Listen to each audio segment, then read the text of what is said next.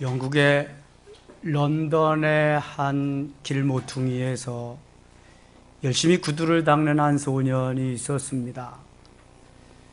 아버지가 빚으로 인해서 감옥에 가셨기 때문에 그는 가정 살림을 책임지고 꾸려 나가야만 했습니다. 그래서 오늘도 새벽부터 밤중까지 길거리에서 구두를 닦아야만 했습니다. 그러나 이 소녀는 구두를 닦으면서도 늘 웃음을 잃지 않고 기쁘고 즐거운 마음을 잊지 않았습니다. 구두를 닦는 사람들이 이렇게 말합니다.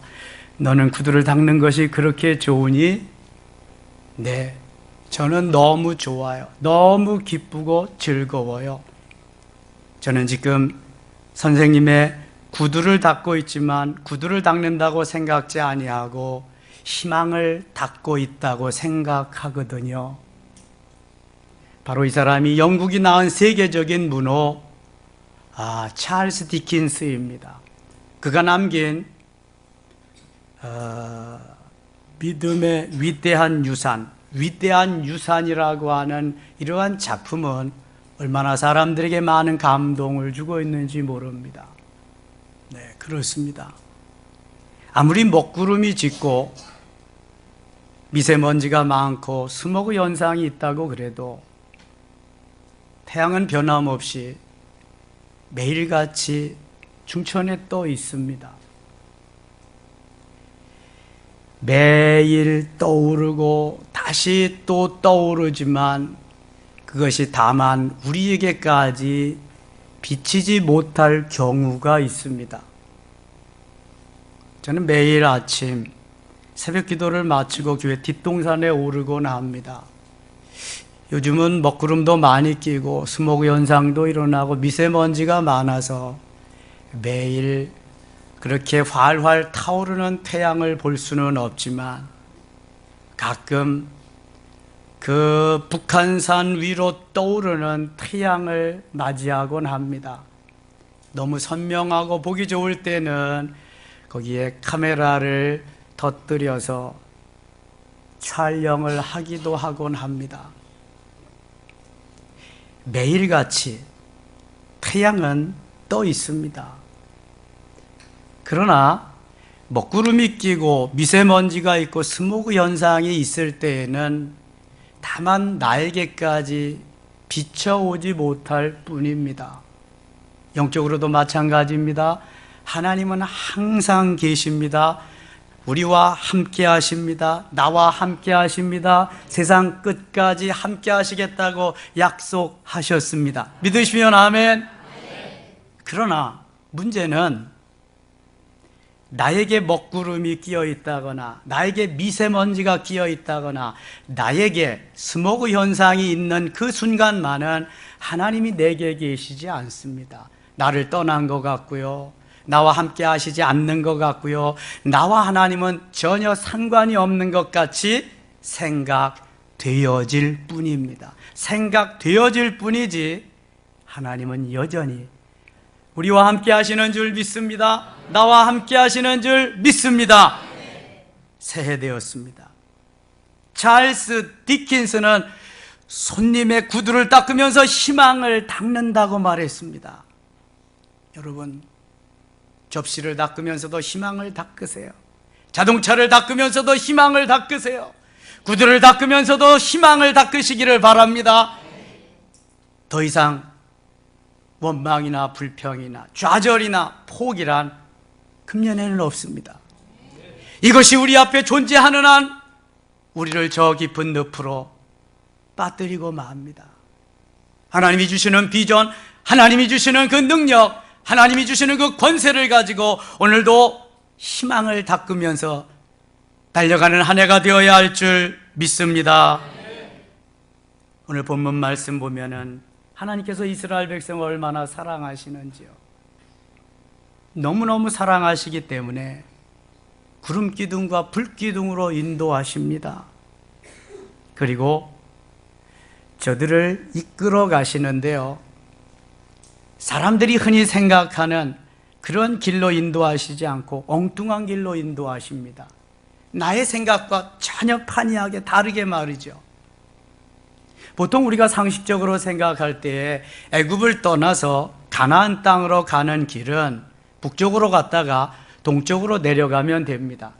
열흘 내지 2주일이면 충분합니다. 그런데 지금 하나님께서는 그쪽으로 인도하시지 않고 그냥 동쪽으로 홍해길로 인도하시기를 원하십니다. 오늘 본문 17절 말씀을 같이 한번 읽겠습니다.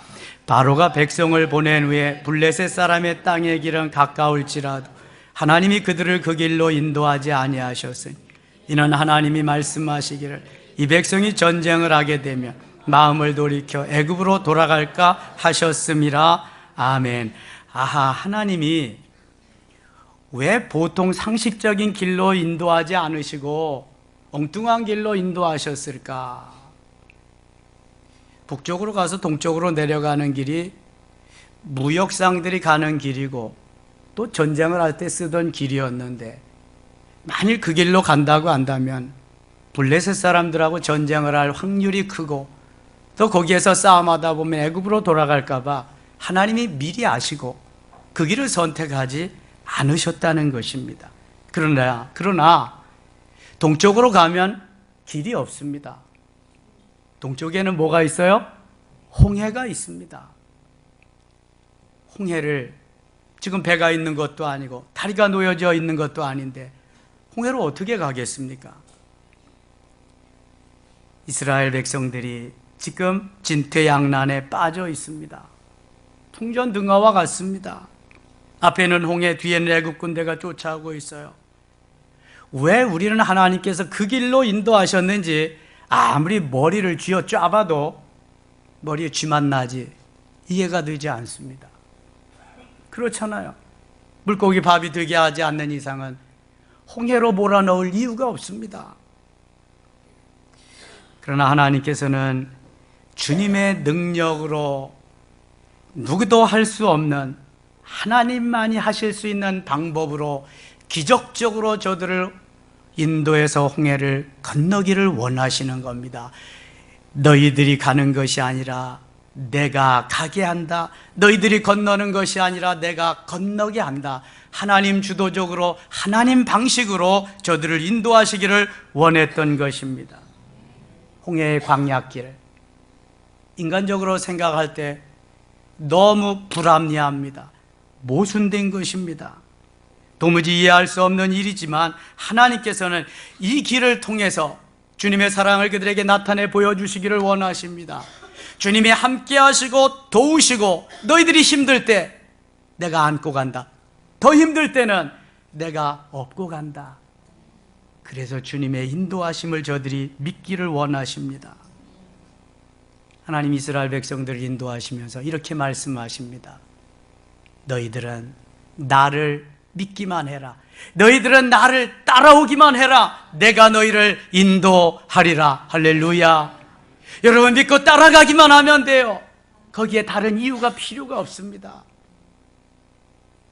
바쳐라. 바치면 돼요. 우리는 말이 많아요. 가라 그러면 가면 되는 거예요. 어디로 가요? 왜 가요? 토를 많이 답니다. 여기에는 하나님의 무궁무진한 깊은 뜻이 있는데 우리 작은 소견으로 말이죠. 내 작은 머리로 그걸 다 어떻게 헤아려 알겠습니까? 사사기 7장에 보면은 미디안 군대가 이스라엘을 쳐들어옵니다. 메뚜기 떼와 같은 많은 군사들이 지금 작은 이스라엘을 쳐들어옵니다. 하나님이 저 포도즙 틀에서 밀타작을 하고 있는 기드온에게 말씀하십니다. 너는 이 나라를 위해서 군사를 모집해라. 저는 농사꾼인데요. 저는 아무것도 할 수가 없는데요. 내가 하지 내가 하냐. 모집하려면 모집만 하면 된다. 그래서 기드온이 2번의 실험을 걸쳐 하나님 징조를 주셔야 됩니다. 뭔 징조냐? 내가 양털을 이 마당에 갖다 놓을 테니까 이 양털에만 이슬이 내리고 사방 땅에는 마르게 해주세요. 하나님 그렇게 하셨어요. 그 다음에는 양털만 마르고 사방 땅에 이스기를 내리게 해주세요. 하나님 어떻게 하셨어요? 또 그렇게 하셨어요. 그래서 군대를 모집하잖아요. 이 나라와 이 민족을 위해서 나가서 싸울 사람은 다 모이세요. 전국 방방곡 광고를 해서 모집을 했습니다. 몇 명 모였어요? 32,000명. 근데 하나님이 32,000명이 많대요. 아니 적군은 메뚜기 떼와 같이 수십만 군사인데 32,000명이 많대. 그래서 고향 생각나고 처자식 생각나는 사람 다 돌려보내라. 무서운 사람도 돌려보내라. 그래서 기드온이 처자식 생각나고 고향 생각나는 사람, 두려워 싸움을 할 수 없는 사람 다 돌아가세요. 야, 그런데요, 남아있는 사람보다 돌아가는 사람이 더 많다. 더 많아. 몇 명 돌아갔어요? 몇 명 돌아갔어? 22,000명. 그럼 몇 명 남았을까? 몇 명 남았어? 10,000명 남았지. 뭐 300명이 남아. 22,000명 돌아가고 10,000명 남았어. 그래야 32,000명이 되잖아. 하나님 또 말씀하십니다. 야, 그것도 너무 많아. 이제는 테스트에서 골라내라. 시험을 해. 저 물가에 가가지고 물 먹는 모습을 보면서 따로 세워라. 개같이 엎드려서 핥아먹는 놈 따로 세우고, 그 다음에 무릎을 꿇고 적진을 살피면서 손을 닦고 손으로 물을 잘 받아 마시는 사람 따로 세워라. 그래서요, 테스트를 해본 결과 물을 움켜서 적진을 살피면서 이렇게 마신 사람은 몇 명이다? 300명. 나머지는 다 고향으로, 다 집으로 돌아가세요. 당신들은 자격이 없습니다. 다 보냈어요. 몇 명 돌아갔어요? 9,700명. 그러면 32,000명 중에서 300명 남았네. 몇 명 돌아갔어요? 모두 다 31,700명. 야, 이런 계산을 다 해야 돈을 잘 버는 거야. 31,700명이 다 돌아갔어요. 단 300명 남았네. 아니 메뚜기 떼와 같이 많은 군사들과 싸우는데 300명이 뭐예요? 300명이. 하나님이 기드온에게 또 말씀하십니다. 내가 하라는 대로 해. 네. 항아리 하나, 그 안에다가 횃불을 감추고 나팔을 준비해라. 그래서 내가 명령하는 그때에 너는 제 명령을 그대로 따라서 전해라. 신호를 보내라. 그래서 그날 저녁에요, 세 대로 나눠가지고 항아리를 부수고 횃불을 높이 들고 나팔을 빵빠리를 울려 부를 때 미디안 군대가 다 잠자는 시간이거든요. 일어나서 자기들끼리 다 그냥 뭐 죽이고 뭐 그러면서 대승했습니다. 대승. 자, 왜 이런 일을 하시는 걸까? 하나님은요, 너희들이 숫자가 많아서 이기면 너희들이 했다 그럴 거 아니냐. 난 그런 거 원치 않는다. 전쟁은 내가 하는 건데 너희들이 할 수 없는 그때에 하면은 그건 내가 했다고, 하나님이 하셨다고 할 거 아니냐. 난 너희들이 교만한 꼴, 너희들이 했다고 하는 건 난 못 본다. 그래서 이건 내가 하는 거다. 내가. 오직 하나님의 목적은, 하나님이 하시는 일은 먹든지 마시든지 살든지 죽든지 기업을 경영하든지 회사를 경영하든지 언제 어디서든지 목적이 하나 뚜렷해요. 분명해요. 하나님 목적이 뭐예요? 하나님의 영광을 위해서 하는 거예요. 하나님의 영광을 위해서. 내가 집을 산다. 하나님의 영광을 위해서. 내가 일을 한다. 하나님의 영광을 위해서요. 내가 질병에서 고쳐진다. 하나님의 영광을 위해서요. 내가 쓰임받는다. 하나님의 영광을 위해서요. 가장 잘 표현하는 성경 구절, 이사야 43장 21절입니다. 이 백성은 내가 나를 위하여 지었나니, 나를 뭐하게 하기 위함이다? 찬송하게 하기 위함이다. 이 백성은 내가 나를 위하여 지었다. 너는 내가 나를 위해서 지은 거야. 넌 내 건데 나 위해서 지은 거야. 나를 찬송하게 하기 위해서. 믿어지시면 아멘. 하나님의 영광을 위해서 오직 우리는 하나님을 기쁘시게 영화롭게 하나님의 마음을 시원케 해드리기 위해서 하나님의 소유로 하나님이 지으셨어요. 이것을 잊으시면 안 돼요, 여러분. 시간 순간 우리가 어디에서 무엇을 하든지 하나님의 영광을 위해서 나는 살아가고 있는가, 살고 있는가, 사업하고 있는가, 살아가고 있는가 생각해야 돼요. 그럼 이 자리가 빌 이유가 없어, 여러분. 이게 안 되니까 내가 우선이잖아. 내 목적을 이루어야 하잖아. 그냥 주일날도 못 나오는 거거든요. 여러분, 새해에는 이 우선순위는 절대로 잊지 마세요. 내가 하나님의 영광을 위해서 살겠다. 하나님 부르시면 끝인데 뭐 다른 게 어떻게 할 수 있는 길이 없잖아요. 자, 사람의 능력과 지혜가 끝나는 바로 그 시간에 하나님은 역사하시는데요, 하나님이 말씀하시는 대로, 하나님이 이끄시는 대로 그렇게 가야 되는 거예요. 그런데 이걸 모르니까 내 좁은 두뇌로, 내 작은 지혜로 하나님을 모시고 살래니까 머리에 쥐만 나지 뭐 되는 게 없어요.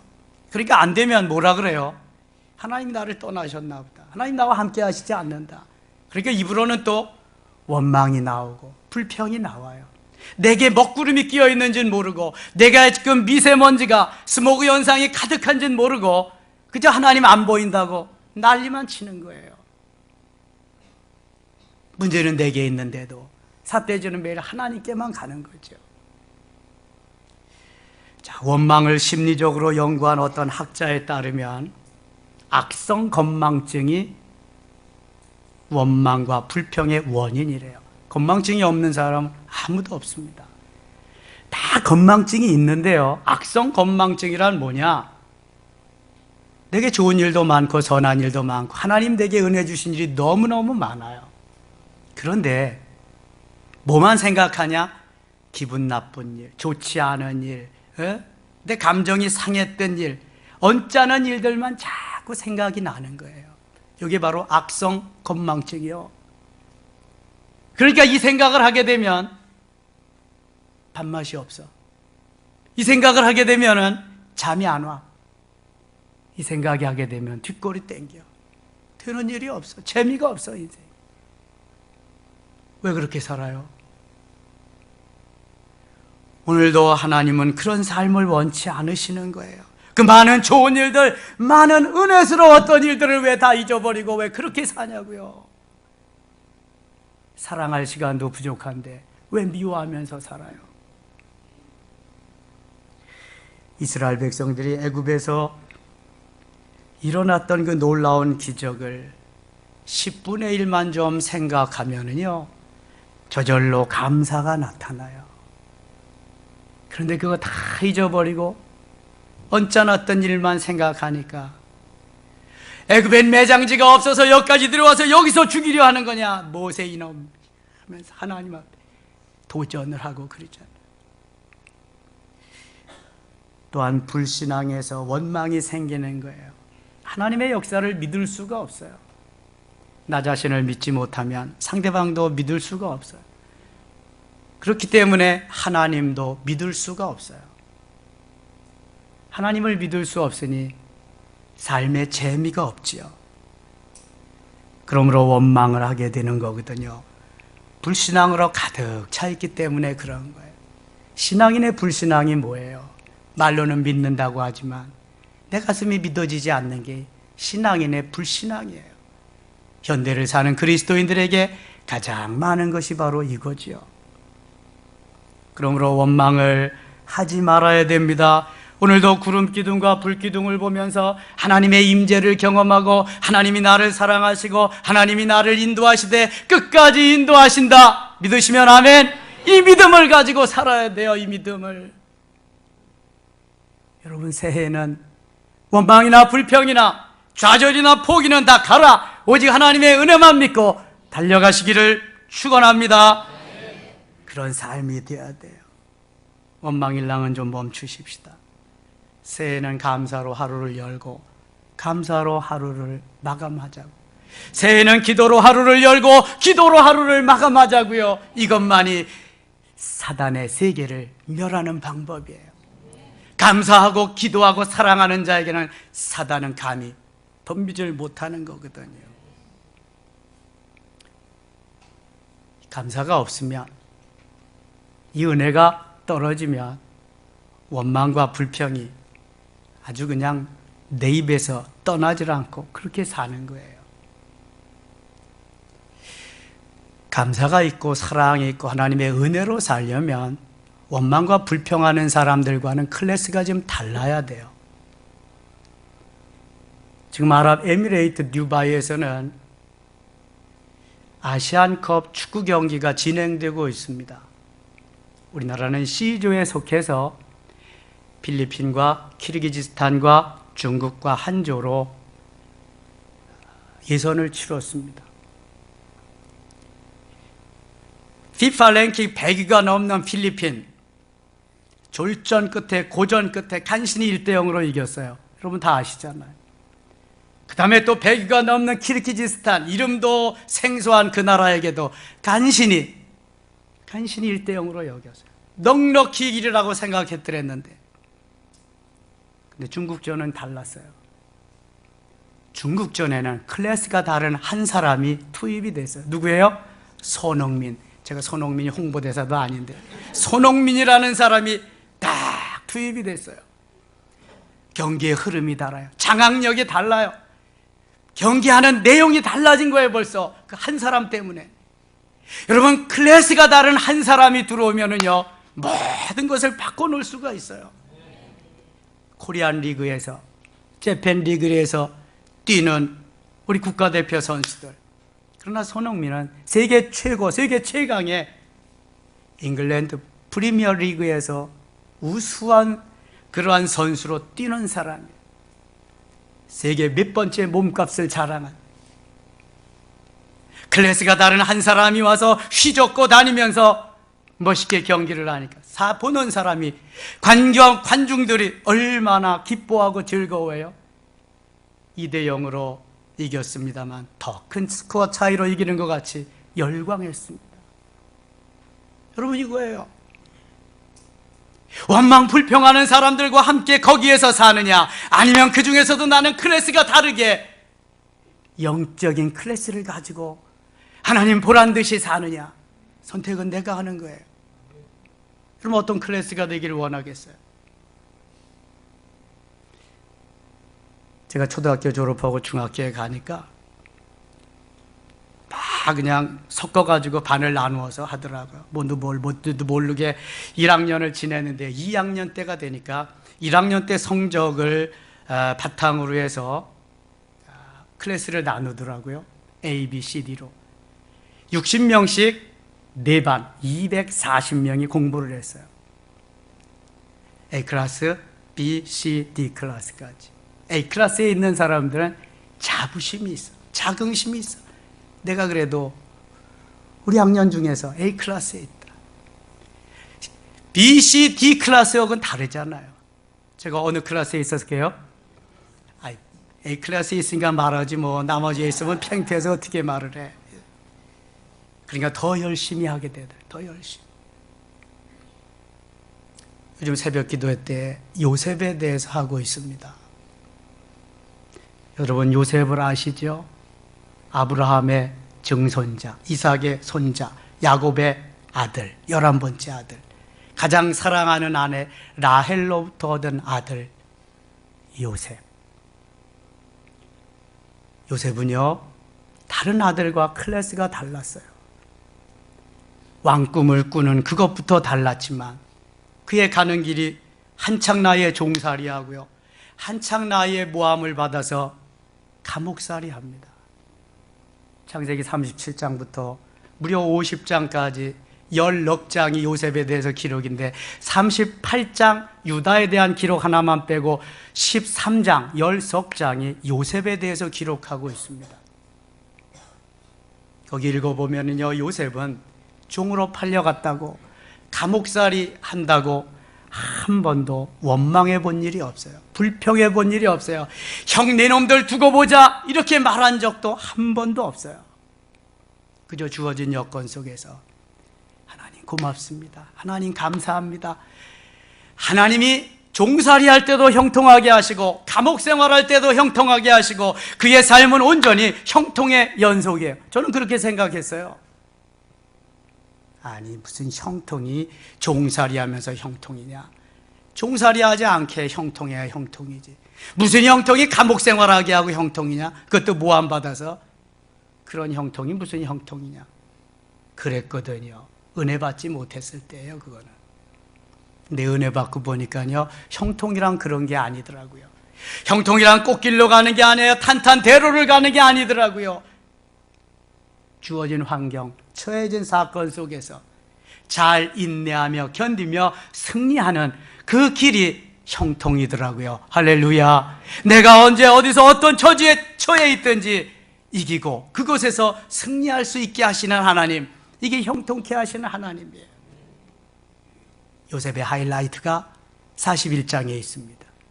드디어 왕이 인장 반지를 내어주면서 복음술에 태워가면서 누구든지 요셉의 소족에 다 달려있다, 요셉의 앞에 다 무릎을 꿇어라, 왕이 되는 순간.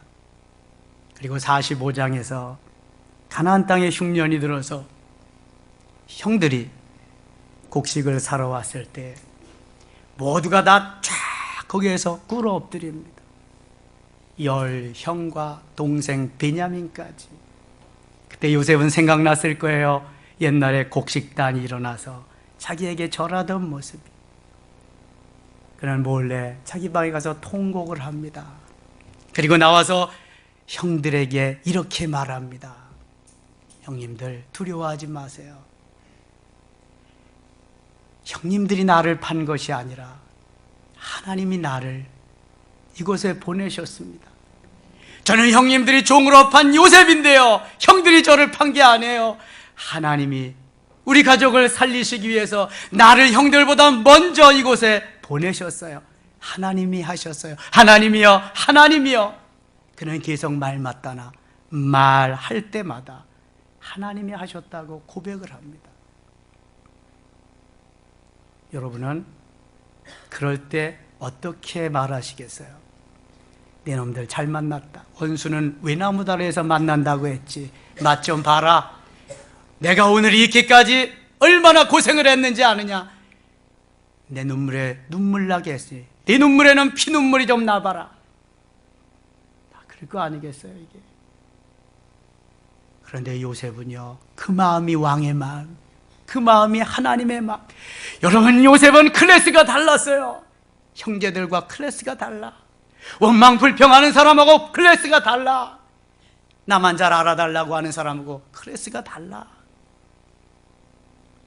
한 사람이 얼마나 중요한지 몰라요. 그 한 사람이 공동체에 있을 때, 그 한 사람이 어떤 단체에 있을 때, 그 한 사람이 어떤 부서에 있을 때, 클래스가 다른 어떤 한 사람이 있을 때 그 사람이 살리는 거예요.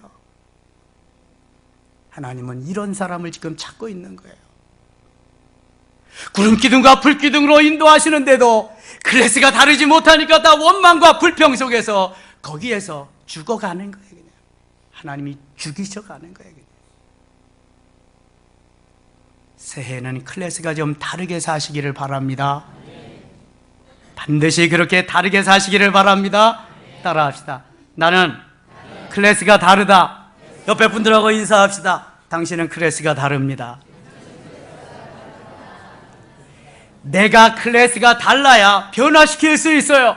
지도자는 바로 클래스가 달라야 돼요. 중직자들은 클래스가 달라야 돼요. 그 한 사람이 얼마나 중요한지 몰라요. 영적인 클래스가 다르면은요, 아무리 세상에서 권세 있고 능력이 있어도 거기 와서 엎드릴 수밖에 없습니다. 이게 영적인 파워입니다. 독수리가 비둘기 앞에 와서 머리 숙이는 거 봤어요? 독수리가 참새 앞에 와서 머리 숙이는 거 봤어요? 독수리는 다른 조류들하고 클래스가 다릅니다.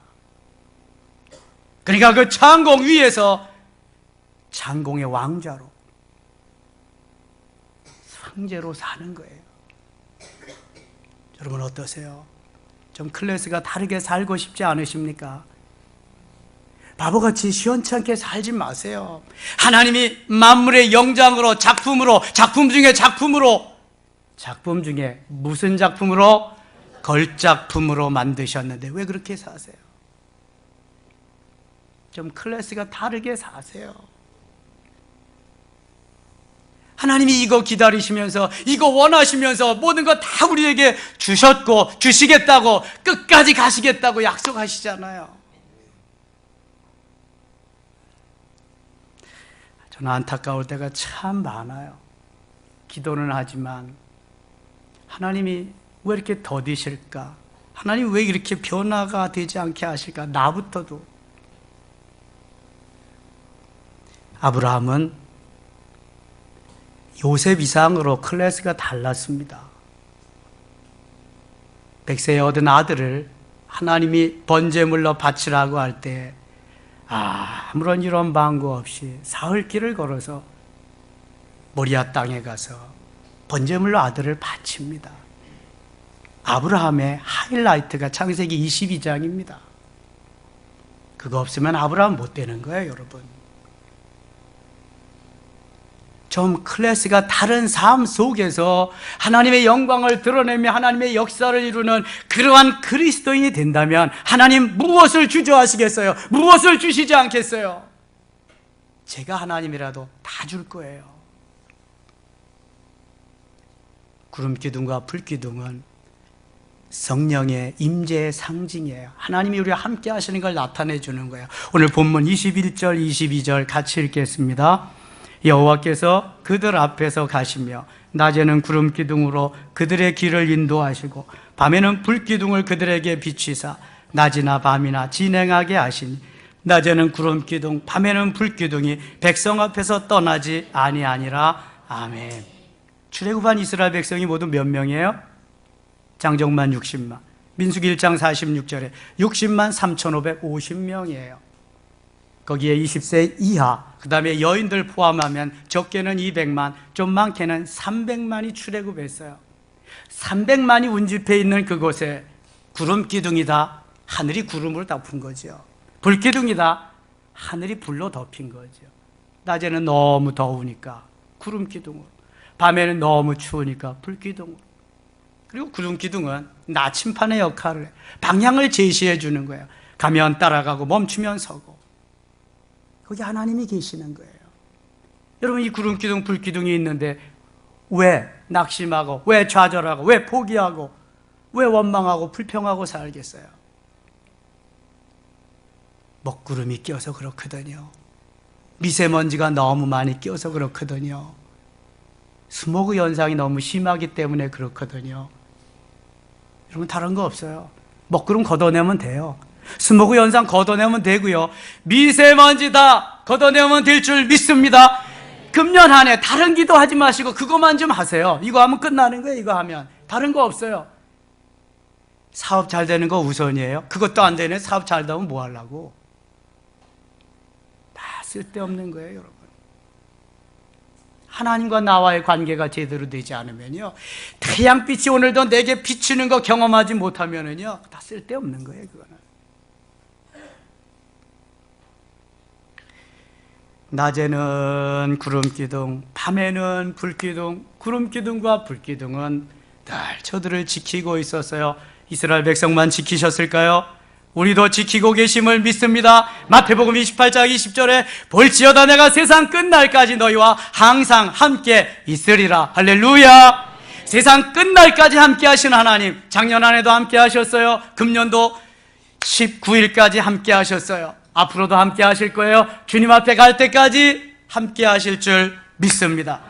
구름기둥과 불기둥이 이스라엘 진영에서 잠시 동안도 떠나지 아니했듯이 우리 섬김의 가족 한 사람 한 사람 우리 모두에게 영원히 떠나지 않고 지켜주실 줄 믿습니다. 이러한 은혜가 넘치시기를 축원합니다. 아버지 하나님 고맙습니다. 주님은 우리의 구름기둥이요 불기둥입니다. 주님은 오늘도 우리에게 큰 은혜 주시고 엄청나게 주시기를 원하시고 주시고 계시는데 내게 먹구름이 끼어서 내게 스모그 현상이 있고 미세먼지가 많아서 그 주님을 볼 수가 없네요. 음성을 들을 수가 없네요. 주님 용서해 주시옵소서. 이제 금년 한 해 새해 주셨사오니 멋있게 클래스가 다른 그 한 사람으로 살게 하여 주시옵소서. 예수님의 이름으로 기도드리옵나이다. 아멘.